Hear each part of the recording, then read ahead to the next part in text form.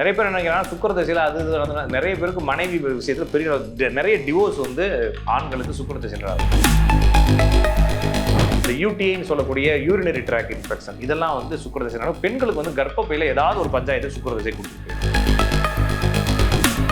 இந்த வைர நகையெல்லாம் இப்பதான் வாங்குவாங்க. அதான் நான் சொல்றேன், வீடு காரு பைக்கு எதெல்லாம் அனுபவிக்கணும்னு ஆசை இருக்குதோ, எதெல்லாம் வந்து வெல்த்தா இருக்கோ அதெல்லாம் வந்து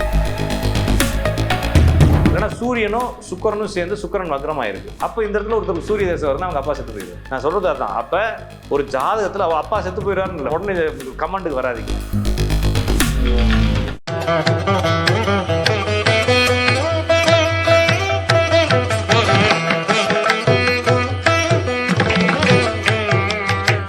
பேசு தமிழா பேசு மற்றும் திருவருள் டிவி இணைந்து முன்னெடுக்கக்கூடிய சனாதன தமிழர் சங்கமம் 2024 இந்த ஆண்டு வர நவம்பர் 24 வர ஞாயிற்றுக்கிழமை அன்னைக்கு காலை 8:44 தொடங்கி மாலை 4 மணி வரை சென்னை டி நகர்ல இருக்கக்கூடிய ஹிந்தி பிரச்சார சபா சாலையில் அமைந்திருக்கக்கூடிய கிருஷ்ணசாமி திருமண மண்டபத்தில் நடக்க இருக்குது.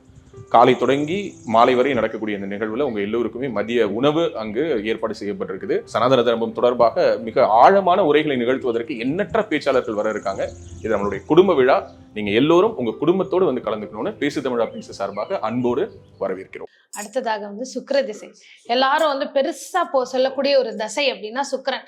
சுக்கிர திசையா இனிமே வாழ்க்கையில பூரா பணமழை தான், உனக்கு கல்யாணம் நடந்துரும், குழந்தை பிறந்துரும், நிறைய பணம் இருக்கும். ஏன்னா 20 இயர்ஸ் நடக்க போற ஒரு விஷயம்.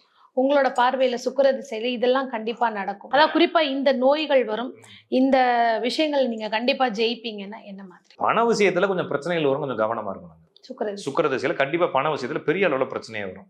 பாதுகாத்துக்கணும். யாரெல்லாம் தாந்தோன்றித்தனமா ஊதாரித்தனமா இருக்கிறோமோ அவங்கலாம் வீணா போயிடணும். சுக்கிர திசையில அனுபவங்கள் நிறைய கிடைக்கும், அபிலாசிகள் எல்லாத்தையும் ஹாப்பியா என்ஜாய் பண்ணணுன்ற ஃபீல் கிடைக்கும். அப்போதைக்கு ஃப்ரெண்ட் ஒருத்தர் BMW எடுத்துட்டு வந்து காட்டுவார், வா மச்சான் போகலான்னு. அது மாதிரி இரவலாச்சும் வாங்கி அனுபவிக்கலாம் அப்படிங்கக்கூடிய விஷயங்கள் கிடைக்கும். எல்லாத்தையுமே அனுபவிச்சிடணும்னு ஆசை இருக்கும், எல்லாத்து மேலே ஆர்வம் வரும். எல்லாத்த ஆர்வத்தையும் நம்ம வெளிப்படுத்தி எல்லாத்தையுமே நம்ம அனுபவிக்கிறதுக்கு கிடைக்கும். ஆனால் அது கைக்கு கிடைக்குமான்றது ஜாதகத்தை வச்சு தான் சொல்லணும். அதை அனுபவிக்கிறதுக்கான ஆசைகள் வரும். மனைவியோட பெருதியாளோட சண்டை வரும். நிறைய பேர் என்ன நினைக்கிறாங்கன்னா சுக்கிர திசையில் அது நிறைய பேருக்கு மனைவி விஷயத்தில் பெரிய நிறைய டிவோர்ஸ் வந்து ஆண்களுக்கு சுக்கிர திசையில் ஆகுது.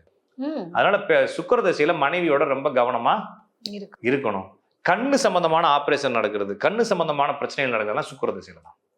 நிறைய பேருக்கு சுக்கிர திசையில வீடுகள்லாம் கட்டுவாங்க, சந்தோஷமா இருப்பாங்க, வண்டி வாங்குவாங்க, எல்லாமே பண்ணுவாங்க. ஆனால் கடன்லேயே வாங்குவாங்க. அதனால கடன் வாங்குறவங்கள மினிமம் இஎம்ஐ நம்மளால கட்ட முடிய அளவுக்கு மீதி இப்போ அந்த ஃபர்ஸ்ட் செட்டில்மெண்ட்லாம் பண்ணிட்டு கம்மியான அளவுள்ள லோனை ப்ராசஸ் பண்ணுறது இதெல்லாம் பண்ணிக்கிறது கொஞ்சம் பெட்டர்.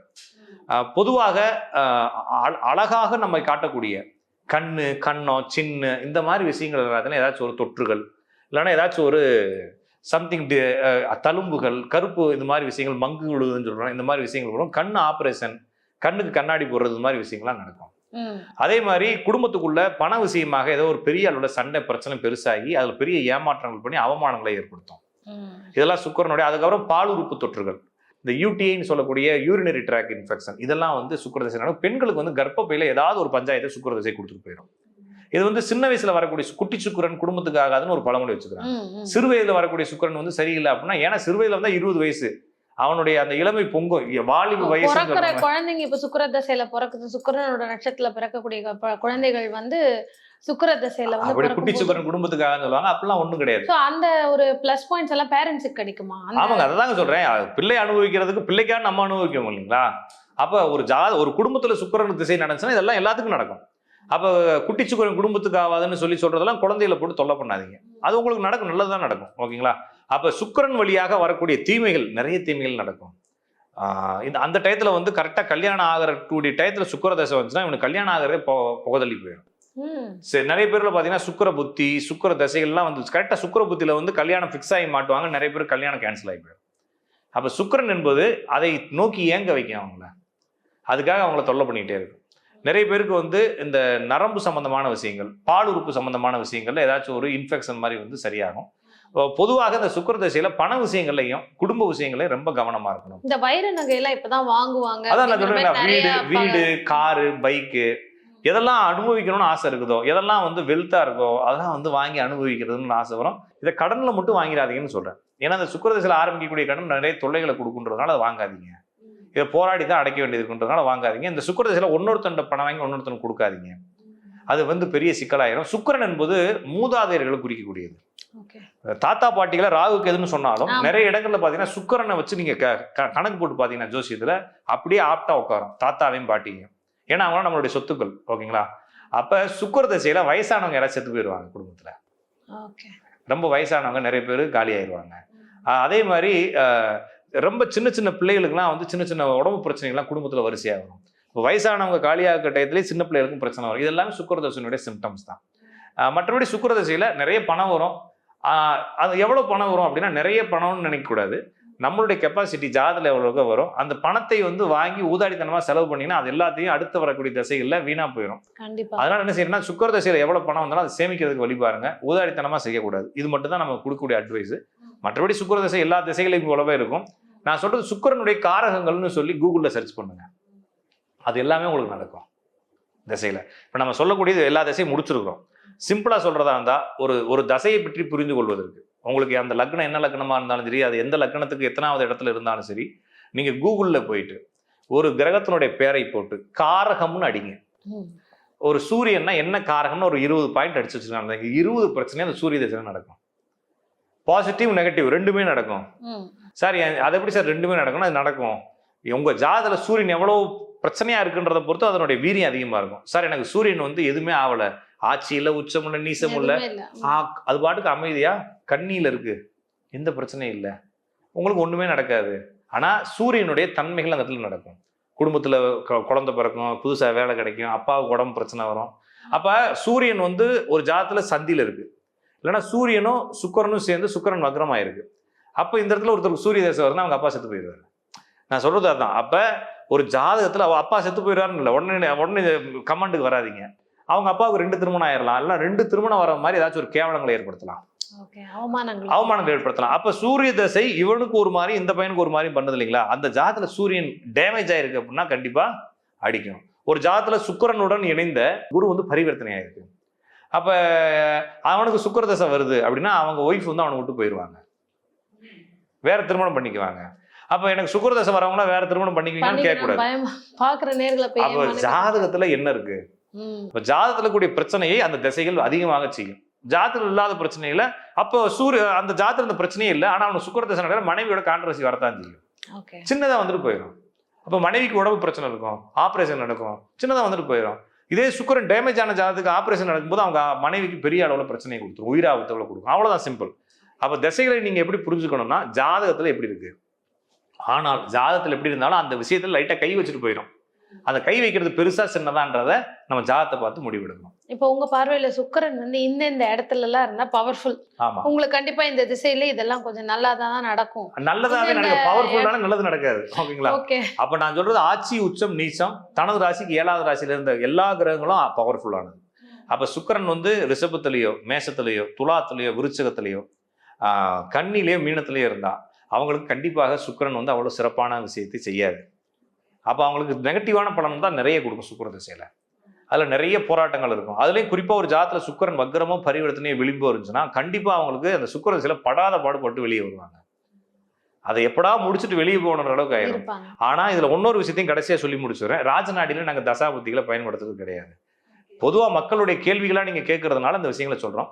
பொதுவாக ஒரு ஜாதகத்துல பார்த்தோன்னே தெரிஞ்ச தசாபுத்திகள் என்பது ஒரு மனிதனுடைய வாழ்க்கையில எப்ப எது ஏறும் எது இறங்கும் கண்டுபிடிக்கிறதா. அது நம்ம கோச்சாரத்திலே கண்டுபிடிச்சிடலாம். ஆனா நிறைய ஜோதிடர்கள் சொல்றதே உங்களுக்கு இப்ப இந்த திசை நடக்குது, அதனாலதான் நீங்க கேட்டதுனால வரிசை அனுபவிக்கிறீங்க, இந்த திசை அதனால நன்மைகள் நடக்குது அப்படின்னு அதுல போட்டு குழப்பிடக்கூடாது. நான் அதே ஓப்பன் பண்ணி விட்டாச்சு. இல்லைன்னா நம்ம வந்து மேக்சிமம் தசாவை விட கோச்சாரங்கள் மிக சிறப்பாக தெரியும். ஜோசிக்காரங்க வந்து கோச்சாரங்கள் வந்து 10% தான் சொல்லுவாங்க. அவங்க வந்து லக்னத்துக்கு கோச்சாரம் பார்ப்பாங்க, சந்திரனுக்கு கோச்சாரம் பார்ப்பாங்க. நான் சொல்லக்கூடிய கோச்சாரம் ஒவ்வொரு கிரகத்துக்கும் கோச்சாரம் பார்க்கறது. அந்த ஜாதகத்துல கூடிய 9 கிரகங்களையும் இந்த கோச்சார கிரகங்கள் எப்படி இயக்குகிறது அப்படின்றத பார்த்து சொன்னா அது பெர்ஃபெக்டா இருக்கும் என்ற அடிப்படையில் இந்த தசாபுத்திகளை வந்து ஓரளவுக்கு கம்ப்ளீட் பண்ணிடுவோம். நம்ம அடுத்தடுத்த வீடியோ இன்னும் நிறைய தகவல். இதுல இறுதியா வந்து இந்த சுக்கிரன் சம்பந்தப்பட்ட பெயர்கள் இந்த பெயர் வேற ஒண்ணு லட்சுமி, செல்வி, சித்ரா, லதா, ஐஸ்வர்யா, கோபால், சுந்தர், கல்யாணம், இது மாதிரி பேர்கள் எல்லாமே அழகை குறிக்கக்கூடிய, சுந்தரம்ன்றது அழகு, அந்த மாதிரி பேர்கள். இதெல்லாம் வந்து சுக்கிரனுடைய பேர்கள். இந்த பேர் திருன்னு ஒருத்தருக்கு பேர் இருக்கு, ஒரு ஆணுக்கு திருன்னு பேர் வச்சிருக்கான்னு வச்சுக்கோங்களேன், அவருக்கு கல்யாணம் ஆகிறதுல பிரச்சனை ஆகும். அவ்வளவுதான். ஏன்னா திருன்றது ஸ்ரீயை தானே திருன்னு சொல்றோம். சுக்கிரன் தானே, சுக்கிரன் பேர்லயே இருக்கும்போது யாருக்கெல்லாம் சுக்கிரன் பேர் இருக்கோ அவங்களுக்கு கல்யாணம் ஆகுறது டிலே ஆகும். சிம்பிள். இப்போ ஒருத்தருக்கு வந்து ராஜான்னு பேர் வச்சிருந்தா அவங்க அப்பானால யூஸே இருக்காது, ஏன்னா சூரியன் பவரா இருக்கு. சுக்கிரன் பவரா இருந்தா அவங்க ஒய்ஃப்னால பிரச்சனை இருக்கும். அதாவது ஒரு கிரகத்தினுடைய பேர் வந்தால் அந்த கிரக உயிர் காரகத்துவங்களை அந்த ஜாதகர் அவ்வளோ ஈஸியா அனுபவிக்க முடியாது. சிம்பிள். அப்போ ஒருத்தருக்கு திருன்னு பேர் வச்சிருக்கிறாங்க, சரிங்களா, ஸ்ரீதர்னு ஒருத்தருக்கு பேர் வச்சிருக்கிறாங்க. கல்யாணம் ஒன்று அவர் லவ் மேரேஜ் பண்ணி தான் வாழணும், இல்லைன்னா நிம்மதி இல்லாமல் போயிடுது கல்யாண வாழ்க்கை. அப்போ புரிஞ்சுக்கிட்டீங்களா? அப்போ திருன்னு பேர் யாரெல்லாம் வச்சிருக்கான்னு யோசிங்க உட்காந்து. எல்லா செலிபிரிட்டியும் யோசிங்க, அவங்களுக்குலாம் கல்யாண வாழ்க்கை பஞ்சாயத்தா தான். ஓகேங்களா? இதுல வந்து நீங்க கமெண்ட்லாம் வந்து சொல்லுங்க, நிறைய சொல்லுங்க, பார்ப்போம், பேசுவோம். கண்டிப்பா பார்த்துட்டு இருக்க நேயர்கள் சார் சொன்ன மாதிரி உங்களுக்கு எந்த அளவுக்கு உங்க வாழ்க்கையில இந்த மாதிரி சம்பவங்கள் நடந்திருக்குன்றதை நீங்க பதிவிடலாம். ஸோ தட் அடுத்தடுத்த காணொலியில அந்த கமெண்ட்ஸையே எடுத்து சார் கிட்ட ஒரு கேள்விகளா கேட்டு அவர்கிட்ட இருந்து அதற்கான பதில்களை எடுத்துக்கலாம். இவர்கிட்ட கன்சல்டேஷன் பண்ணோம்னாலும் ஸ்கிரீன்ல தெரியுற நம்பர் இருக்கு. எனக்கு இதுதான் நடக்கும் அப்படிங்கறத தெளிவா இன்னைக்கு நிறைய பேருக்கு ஜாதகம் பாக்குறவங்களுக்கு சார் சொல்லிட்டு வராங்க. அருமையான விளக்கம் கொடுத்து ஒவ்வொரு வாட்டியும் அருமையான பதிவு கொடுக்கறதுக்கு நன்றி. வணக்கம். பேசு தமிழா பேசுவினுடைய மக்கள் ஃபவுண்டேஷன் மூலமா நம்ம ஒரு மிகப்பெரிய ஒரு பசு சரணாலயம் அமைப்பதற்கான முயற்சியில் ஈடுபட்டிருக்கோம். இந்த சரணாலயத்தை அடுத்த 5 ஆண்டுகளுக்குள்ளார நம்ம முழுமையாக கட்டமைச்சு நம்முடைய பாரத பிரதமர் மோடி அவர்களுடைய கரங்களால் அதை திறக்க வேண்டும்ங்கிறது தான் என்னுடைய ஆசை. இந்த பசுக்கள் சரணாலயத்திற்கு என்னுடைய கான்ட்ரிபியூஷனா நான் ஏதாவது கொடுக்கணுங்கிற எண்ண ஓட்டத்தின் அடிப்படையில் கிட்டத்தட்ட 10 ஆண்டுகளுக்கு மேல நான் கலெக்ட் பண்ண கலை பொருட்கள் அனைத்தையும் விற்று அதன் மூலமாக திரட்டப்படக்கூடிய தொகை என்னவோ அதை இந்த மக்கள் ஃபவுண்டேஷனுக்கு, இந்த பசு சரணாலயம் திட்டத்திற்கு என்னுடைய கான்ட்ரிபியூஷனா கொடுக்க போறேன். இந்த பொருட்கள் அனைத்துமே நம்முடைய பேசு தமிழா பேச அலுவலகத்தில் விற்பனைக்கு இருக்குது. கீழே இருக்கக்கூடிய இந்த கான்டாக்ட் நம்பருக்கு நீங்க கால் பண்ணி இது பற்றின மேல் அதிக விவரங்களை நீங்க தெரிஞ்சுக்கலாம். அது மட்டும் இல்லாம மக்கள் ஃபவுண்டேஷனுடைய அக்கௌண்ட் நம்பரை இந்த வீடியோடைய டிஸ்கிரிப்ஷன்ல கொடுத்துருக்கோம். நீங்க நேரடியா அந்த அக்கௌண்ட் நம்பர் மூலமாவும் உங்களுடைய கான்ட்ரிபியூஷன்ஸை கொடுக்கலாம். பேசு தமிழா பேசு ஒரு சேனல் கிடையாது, அது ஒரு இயக்கம்னு நான் உறுதியா நம்புறேன். உங்களுடைய குரலை தான் நாங்க ஒவ்வொரு வீடியோலையும் பேசுறோம், உங்களுடைய மனசாட்சியை தான் நாங்க பிரதிபலிக்கிறோங்கிற ஒரு எண்ணம் எங்களுக்கு இருக்குது. அதே எண்ணம் உங்களுக்கு இருந்ததுன்னா தொடர்ந்து பேசு தமிழா பேசுவனுடைய முயற்சிகளுக்கு நீங்க கொடுக்கக்கூடிய ஆதரவை இந்த பசுக்கள் சரணாலயம் திட்டத்திற்கும் கொடுக்கணும்னு சொல்லி ரொம்ப தாழ்மையோடு கேட்டுக்கிறேன். உங்களுடைய அன்பாலையும் ஆதரவாலையும் தான் பேசு தமிழா பேசி இயங்கிக்கிட்டு இருக்கு. அதற்கு என்றென்றைக்கும் நன்றி.